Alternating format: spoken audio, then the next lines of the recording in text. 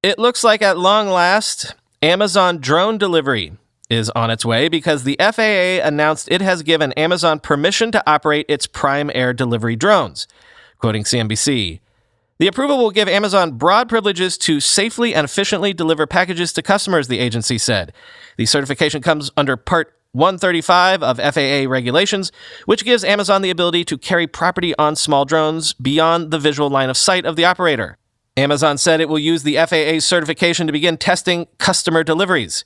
The company said it went through rigorous training and submitted detailed evidence that its drone delivery operations are safe, including demonstrating the technology for FAA inspectors. Amazon added that while the Prime Air fleet isn't ready to immediately deploy package deliveries at scale, it's actively flying and testing the technology. Amazon began testing delivery drones in 2013, aiming to drop off packages at customers' doorsteps in 30 minutes or less. In August 2019, the company submitted a petition for FAA approval of those plans. In its petition, Amazon said deliveries would occur in areas with low population density and packages would weigh 5 pounds or less. The company debuted a new electric delivery drone at its 2019 REMARS conference that's capable of carrying packages under 5 pounds to customers within a half hour and can fly up to 15 miles.